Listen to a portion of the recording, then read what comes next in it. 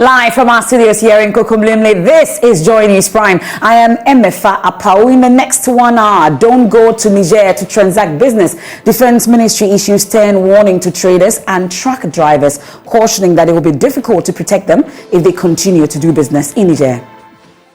We'll bring you details as a Ghanaian shot and killed 15. Trucks also bent at the Burkina Faso border. Traders say they are living in fear of terrorist attacks. Escort is not coming. So one of the cars, that one is not our car, decided to follow the road. The rest they say, okay, they too will try their best and see. So immediately they start going there. Those jihadist people come out. So they decided to shoot. Also, the stage is now set for the minorities' planned protest against the governors of the Bank of Ghana, the Operation Occupy BoG. The purpose of this protest, we're told, is to express their revulsion against an alleged illegal printing of about 80 billion cedis between 2021 and 2022. We have the very latest from the police as well, from that meeting held between themselves and also the political parties.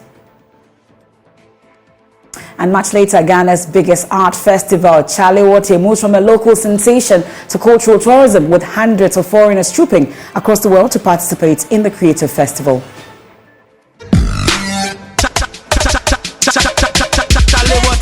Because this is one of the biggest festivals of its kind in all of West Africa, so we couldn't, wait to come and experience it in person.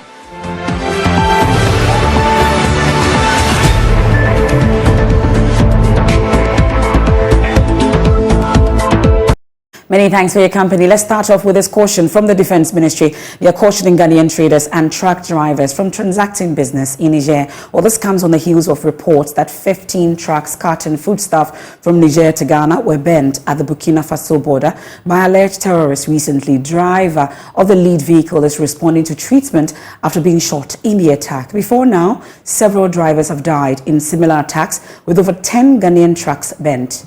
Nana Ojima of our Foreign Affairs Desk has more in the following report.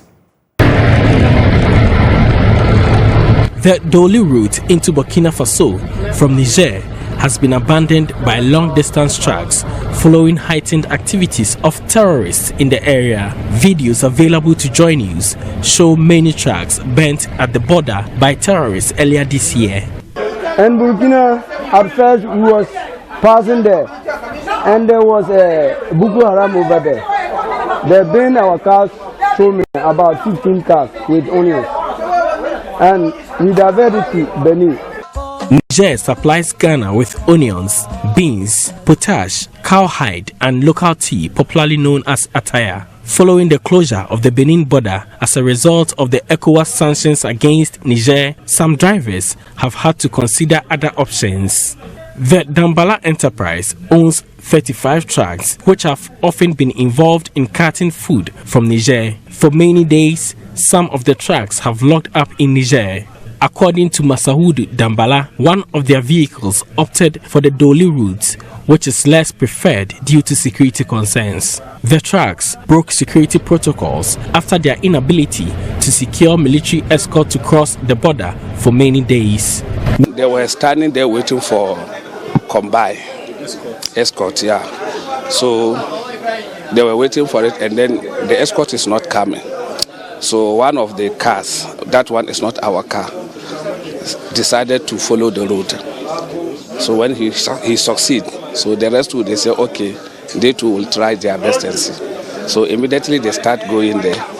Those jihadist people come out, try to stop them. They refused, not knowing that there are plenty people there. So they decided to start to shoot them. So they stopped. Some of them stopped, and some of them go back.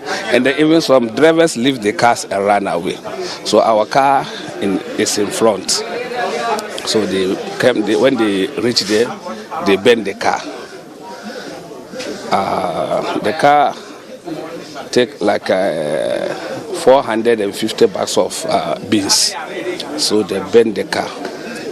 And then the case is they shoot the driver, but now the driver is alive. So they burn the car, and then they burn like 3 or 4 cars. So the rest turn back and go to Niger. So where's the driver now, and what's his condition? Yeah, he's in Niger. but the condition is somehow better. So he's in Niger now. One of the 3 affected trucks was carting onions bound for the Kwadaso market in Kumasi. All 330 onions in the affected trucks have rotten away after the vehicle was bent. Masaudu Mazu counts his loss. The leading truck was transporting beans, and the next one was transporting my onions. Those were the first to be attacked. They called me later to break the news to me. I couldn't ask them any further questions.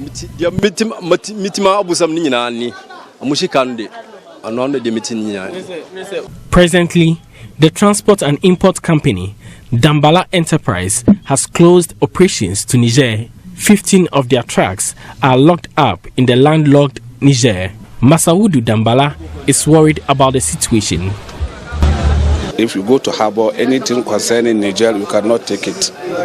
So it's only Burkina that you can cross. I can tell you that this is the amount that I'm losing. I can't tell. But if I tell you that this, I will lose this, no, I can't tell. The only thing is that I see that the business is rounding down. Many food importers in Kumasi stand the chance of losing their investments if the situation continues. For Joy News, Nanaya Ojima reporting. Well, we can now hear from the Deputy Defense Minister, Kufuor Amenu, telling Joy News it will be difficult for Ghanaian forces to protect the traders and drivers beyond the country's territorial borders. Take a listen. Obviously, once it is outside the jurisdiction of this country, it becomes difficult, especially with all the noise in the sub-region. Because Niger itself, I don't think almost the citizens of Niger themselves are now safe. They themselves, with the coup, with the uncertainty and all that, they themselves are not safe. And countries, coupled with the fact that countries have also closed borders with them, and there have been sanctions on them and all that, they themselves, I don't think they are too certain as to what tomorrow is bringing to them. So at this time, it is difficult, and it is not even safe for anybody to go to Niger to do business. It is not. It is not. Would the ministry consider perhaps increasing military escort for some of these truck drivers in order to give them some? We cannot do that. What we can do is to help. Once you get to the borders, you don't have control over what happens within the jurisdiction of, say, Burkina. So what a Ghanaian security person can do is to help our traders to the Ghanaian border with Burkina. We hand them over. You understand? Yes. I mean, a soldier in Ghana cannot wear uniform and go to Burkina and behave like a soldier. It doesn't work like that. It doesn't. So in the interim, what would be your word to these truck drivers who earn their living from bringing onion? We all know the situation in Niger. We all know. You don't need a scientist to tell you what is happening. And so it is very difficult for one to now go to Niger to do business. It is very difficult. Looking at the situation in Niger, the situation, there is so much uncertainty. Coup-d'etat, soldiers are doing whatever they want. And so it is everyone will have to be careful.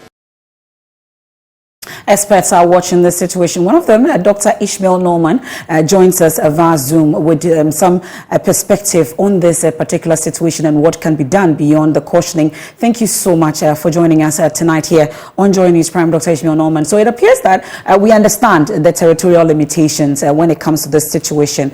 But of course, these truck drivers have to earn a living. Beyond just cautioning them not to do business or transact business in Niger, what ought really be the way forward? I think, Amifa, thank you very much for the opportunity. The Deputy Minister is very correct. So what we need to do, unfortunately, officially, Ghana has overstepped its boundaries in terms of diplomacy. So formal diplomacy. So we may have to rely on track 2 diplomacy, that is informal diplomacy, go through Chief Imam's office, go through Sanusi's, the Sultan's office in Nigeria, for them to open the door for conversation with the military leaders. the people of Niger are not like the people of Ghana. They are very aggressive, patriotic people. I gave an example where somebody in Paris made a satirical picture of the Prophet Muhammad, God bless his soul. And a few years later, the people of Niger burned down 150 Christian churches, and not because the Christians in Niger did it, but because they were mocking the Prophet Muhammad.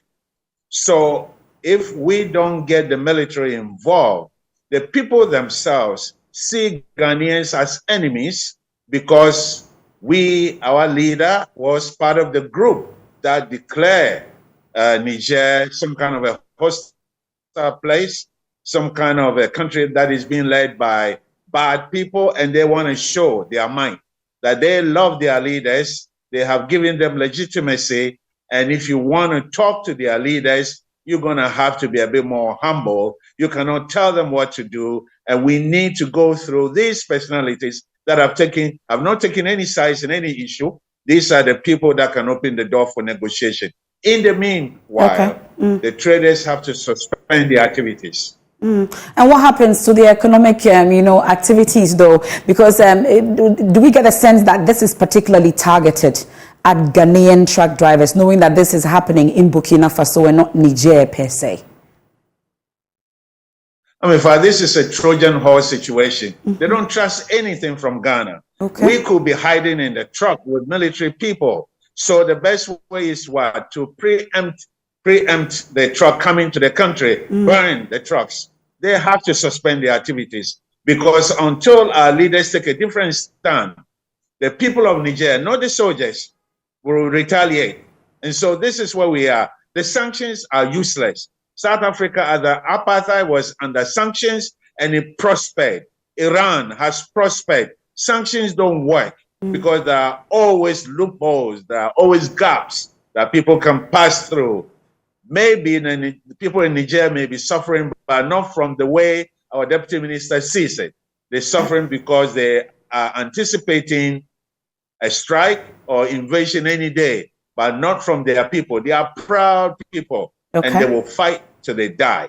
And I would like you to please stay with me because of this developing story also that we've been talking about. For those who do not know about this, there's a private plane crash, and we were told that it happened near Russia, and it involves the Wagner boss Prigozhin, and he's feared dead after that plane he was traveling in was reportedly shot down near Russia. According to the Russia Civil Aviation Authority, Prigozhin was on the passenger list of the private jet which crashed, killing all on board. So earlier, Wagner-linked Telegram channel Grey Zone reported the Embraer aircraft was shot down by air defenses in Teva region. Prigozhin earlier, and this is just days ago, just on Monday or so, when this particular video was released, and just today we're hearing about a possible death.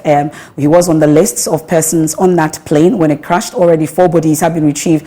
Dr. Norman, knowing the Russian influence in this particular situations that we are faced with, the coups that we've seen in the sub-region, and we've seen the issues in Mali, Burkina Faso, amongst others, and there were concerns that ECHO was also raised when we were told that Wagner Boss was actually in Africa. Is this a straightforward situation? Does it end the spate of coups that we witnessed in the sub-region, or there's more to this than we're seeing? Dr. Ishmael Norman there, thank you so much for joining us. And there's a lot of talk, like I said, this is developing, and world leaders, and there's been reactions to this, world media having a frenzy on this particular development. My colleague Maxwell Agbagba, he's on both the security desk and the foreign affairs desk, monitoring this for us. What's been the reactions so far, Maxwell? Yes, Amava. So if you check Ghana's Twitter at the moment, Putin is trending #1 on Twitter, and we've had different reactions from different people on social media. But what is conspicuously missing is usually around time like this, you'd expect to see messages from world leaders and all of that. But it looks the case like this time they're waiting for the dust, to settle before any reaction will come. So that is conspicuously, missing from social media. More of what we are seeing are information put out there by international news outlets and people also commenting on the issue. Many of them say they are surprised by what has happened. They are shocked and surprised by it. Some of them say that they actually expected this to happen. Sky News is actually reporting that Vladimir Putin is attending a concert whilst news is out there that Yevgeny Prigozhin may have been killed in a plane crash north of Moscow. Now, Marlon Robertson says that Prigozhin, the leader of the Wagner group, died in a plane crash. My only question is, why did it take Putin so long? And then there's another one here from Brigade Cycle. He says Russian air defense is caught on camera shooting down private jet belonging to Wagner leader Yevgeny Prigozhin over Chev region. Pretty clear message from Putin. Okay. So quite a lot of these messages are on social media.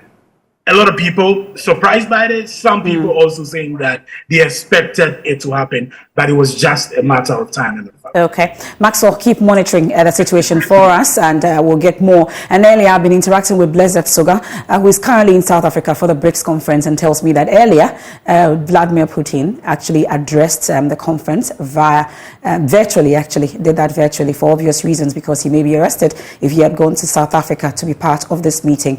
This is Joy News Prime. We're monitoring more for you. You can get more also on myjoyonline.com. And Maxwell Abuba has been attending this particular program today, and we know that the Chief of the Naval Staff, Rear Admiral Issa Adam Yakubu, says Ghana's National Integrated Maritime Strategy, set to be launched next week, is expected to make the country's maritime space one of the safest in the world by 2030. The names will provide a blueprint on how to make the country's maritime space safe and also ensure that the country turns its ocean resources into a thriving economy. He has more in this report. International Maritime Defense Exhibition and Conference scheduled to take place from the 29th to 30th August. The Chief of Naval Staff, Rear Admiral Issa Adam Yakubu, trumpeted the role of the Ghana Navy in combating attacks and kidnappings in the Gulf of Guinea. 2021, we had, Ghana alone had not less than 6 attacks, particularly on our vulnerable tuna vessels, and not less than 11 of our sailors were kidnapped and taken to other places, and they were only rescued after they had paid a ransom. I think this was in 2020. 2021, 2022, we did not experience any such attacks or kidnapping, as he said. 2023, we have seen some resurgence, not in our country, but in some neighboring countries. A few attacks have occurred, and that is why this conference has come very, very timely. But when those things occurred, as he said, they just didn't stop because the people didn't want to come again. We had to put strategies in place. And some of those strategies were developed during some of these conferences, and then the collaboration that we had with all the countries that are coming. He says the National Integrated Maritime Strategy will double Ghana's blue economy revenue. This National Integrated Maritime Strategy provides that mechanism for coordination and working together and having a very good governance structure. And we believe that when we do that, as I said, the vision is that by 2030, the GDP growth of that the maritime domain contributes should double. A Stratcom member with Ghana Maritime Authority, Rosevera Nsia, has also been providing details of the National Integrated Maritime Strategy. Our vision for the NIMS. We envisage that by 2030, Ghana's maritime space will be the safest. In fact, we don't want to come after any other country.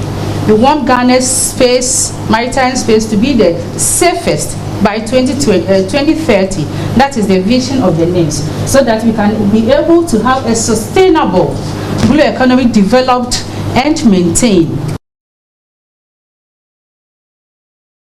That's Maxwell Agbaba's report. Well, the purpose of this protest. Now, let's talk about the BoG intended protest being organized by the minority and groupings. Today, they've been meeting the police on occupying the BoG. They're expressing their revulsion against an alleged illegal printing of about 80 billion Ghana cedis between 2021 and 2022 by BoG for the Kufuor government, which they say has led to a rising inflation, according to the minority. The singular act of the BoG has negatively impacted livelihoods. My colleague Samuel Mbura was there. He's been interacting with the Deputy Minority Leader, Ishmael Norman. Of our intention to protest, to express our revulsion on the illegal printing of money at the Bank of Ghana and the malfeasance that has been reported in the 2021 and 2022 financial report of Bank of Ghana. Acts that has resulted in impoverishing close to 1 million Ghanaians. As law-abiding citizens, we wrote to the police service to inform them about our intention to protest on the 5th of September. We provided them a detailed route of the path that we will go through during that protest. We were invited by the Ghana Police Service this morning at 10 a.m. I'm happy to inform you that we're here on time. Came with my colleagues, members of parliament. We were joined by civil society organizations, Arise Ghana, and our comrade Bernard Mona. We were received warmly by the police service. We were engaged in very constructive discussions on the planned protest. I am very happy to inform you that the engagement was very cordial. The police service made some proposals to us, and we also insisted on our proposals in terms of the route we have. We concluded the meeting that we will go through the route that we have proposed. And so everything is set for our protest, which will be joined by thousands of Ghanaians to express our revulsion at the ugly and corrupt activities that has impoverished the people of Ghana. And this will happen on the 5th of September. But as to whether that indeed will happen, we've been hearing from the police. There's a statement that's just coming in from the Ghana Police Service, and the head of public affairs signed that, Superintendent of Police Juliana Obeng, and it mentions that on the 21st of August, the Accra Regional Command received a notice of public protest from the Office of the Minority Leader. The letter indicated that the minority in Parliament, in collaboration with some others, intend to embark on a public protest to demand the resignation of the Governor, Deputy Governor, and Board of Directors of the Bank of Ghana. The organizers further gave the proposed route for the protest as follows: from the frontage of Parliament House through Osu Cemetery traffic light, Ministry of Finance, High Court Complex, Kimbu, Makola, Rawlings Park through Opera Square to the Bank of Ghana. Upon receipt of the notice, police undertook security assessment of the chosen routes and the destination for the picketing. Following the security assessment on 23rd August 2023, the command engaged the organizers and assured them that the police are ready to provide them the needed security to exercise their constitutional right to demonstrate. However, police drew their attention to the fact that using their selected routes may endanger public order and public safety, among others. We therefore requested the organizers to relocate the routes and destination of picketing in the interest of public order, public safety, and running of essential services. The police are waiting to hear from the organizers to enable us provide them the necessary security during the protest. We would like to assure the public that the police will continue to deliver on our mandate as we work together to deepen our democratic credentials as a country. So that's the statement that's just coming in from the police, signed by Chief Superintendent of Police, Juliana Obing, leads the public affairs. But we're hearing from the minority that the police had agreed with them on the routes they were going to be taking on the 5th of September. Definitely we'll be getting reactions from the minority on this latest statement from the police, whether they are changing the route as the police statement has mentioned. This is Joy News Prime. Let's take a quick break. We're right back.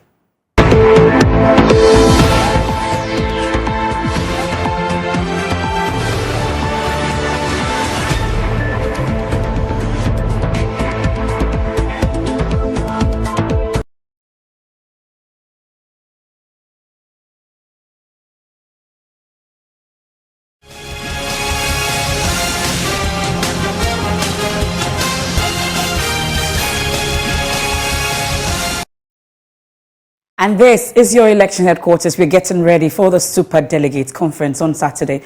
And tonight we put the focus on Vice President Dr. Mahmoud Bawumia, and he's touting his dedication and allegiance to the NPP, positioning himself as a suitable choice to lead the party.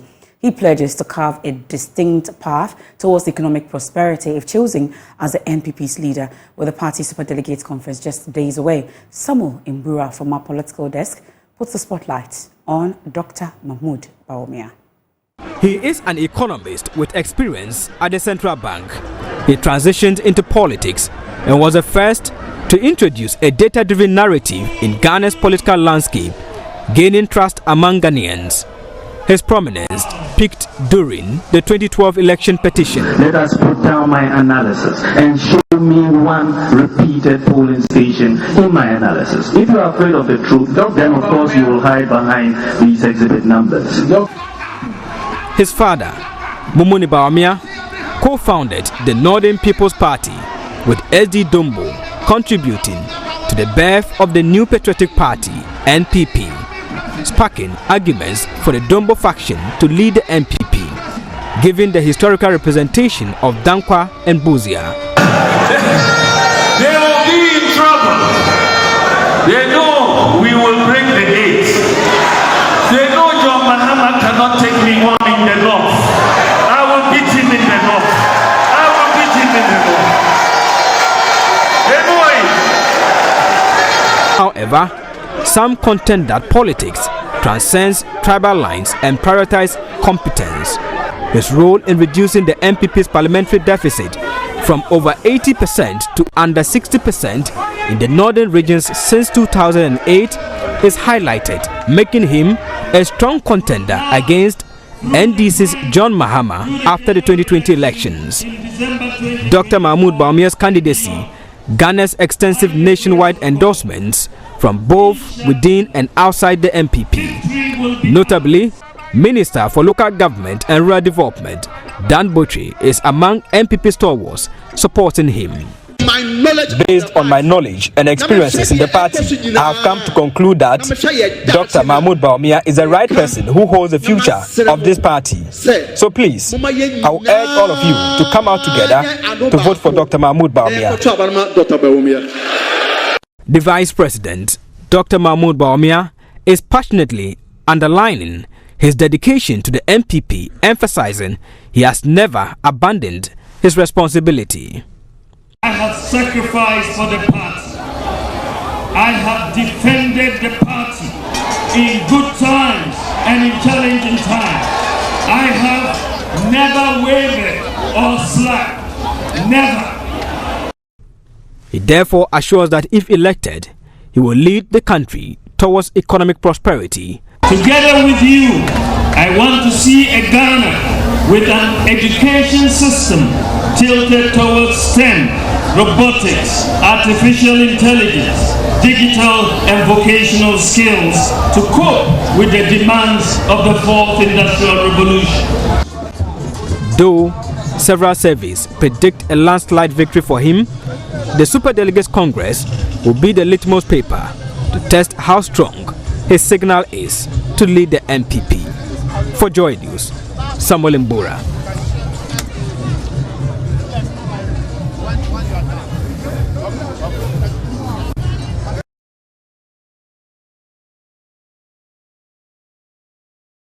Now, away from the election headquarters, she's determined to make a strong case for Ghana at the global stage in the climate change research and discussions. Professor Nana Ama Brown Kluche, head of the physics department at the University of Ghana, is the first Ghanaian to be elected as a vice chair of the UN Intergovernmental Panel on Climate Change. For Climate Focus today, Mahmoud Mohammed Nuruddin asks what her appointment signifies for the weather and climate change issues in Ghana. I have worked with the IPCC in various capacities since 2017, and I worked first as a lead author and also a member of the data task force on data on behalf of Africa. I was the only African in there anyway, and I have also worked contributing to other chapters of the IPCC report. Her working Group 1 for the 7th assessment of the Intergovernmental Panel on Climate Change investigates the physical science foundations of the past, current, and future climate change. So, Prof, I would like you to update us. Professor Nana Ama Brown Kluche and her physics students are overjoyed at her election. It's already 9 days in office. Yes. And how has the experience been? I was particularly excited when I heard about her position, her being elected into the IPCC Bureau.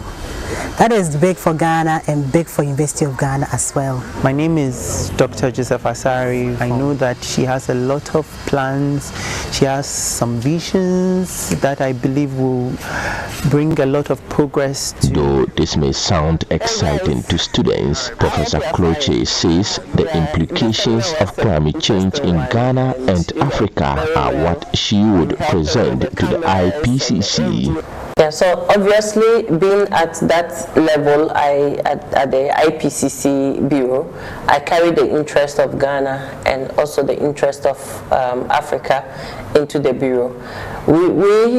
I will be in a position together with my team of Bureau members to decide on the various special reports we need to do our research on, in the world, and also the main report, the 7th assessment report as well. Coastal erosion, wildfires, among other issues will be tackled by Professor Kluche as vice chair. We know we have so many climate change challenges in Ghana and of course Africa. For Ghana specifically, we know obviously we have the coastal erosion that is eating up our land resources. We know also of wildfires that is disturbing our forests. We know about droughts that is also affecting our food security. Even rainfall that is not, it's always variable or erratic, is also affecting farmers' livelihood and also food security. There are so many other implications of climate change that is affecting us in Ghana. I will have all of that in mind when we are taking decisions at the Bureau.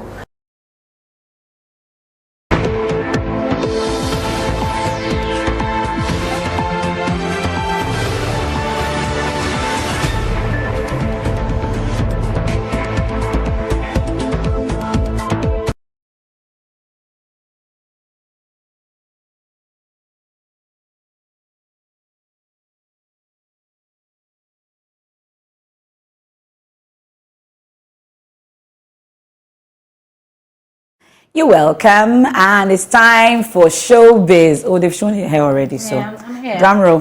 I'm here. Rebecca, here. what are we doing today?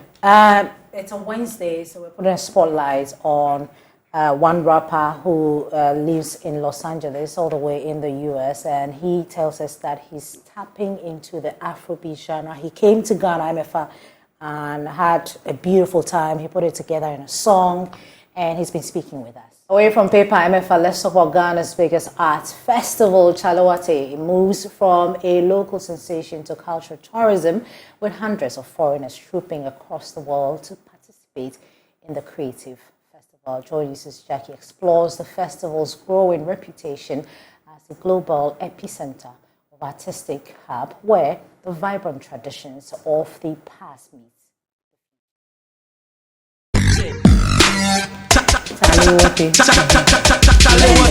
This year's Chale Wote Festival is not only providing a pool for cultural creatives and enthusiasts to exhibit their craft, but also an avenue for patrons to experience the culture and art in Ghana. Here is what patrons from South Africa and Nigeria had to say about the Chale Wote Festival. Because this is one of the biggest festivals of its kind in all of West Africa, so we couldn't, wait to come and experience it in person. Okay, I'm looking forward to see art, music, culture, all of that, all the beautiful things. What do they even think about Ghana? Gosh, jollof rice? I'm joking. Everything. Ghana is literally, this is my third time coming to the country. Okay. I love the food, I love the people. It's one of the most enriched places in terms of culture. There's just a vibe here, a spirit and an energy here that I just can't quite get enough. I think the people, apparently there's a vibrancy and a warmth to the people here, and so far everyone's been so warm and so receptive, so I'm excited. Nice thing about Ghana, I like how patriotic Ghanaians are. Oh, Nigerians are not patriotic? Ghanaians have an edge, that's what I would say. Yeah, they are more patriotic. The festival hasn't ended yet. To these patrons, they are here for it all. For Joy News, Jacqueline and Sama Yebwa.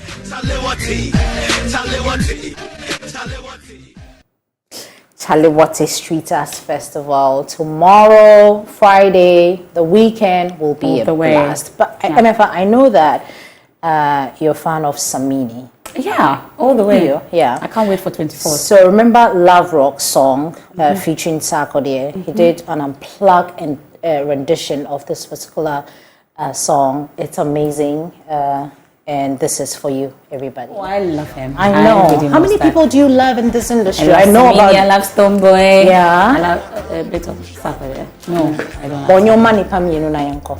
There's more you log on to myjoyonline.com. Have a good evening. Becky, enjoy the rest of the evening. Love you.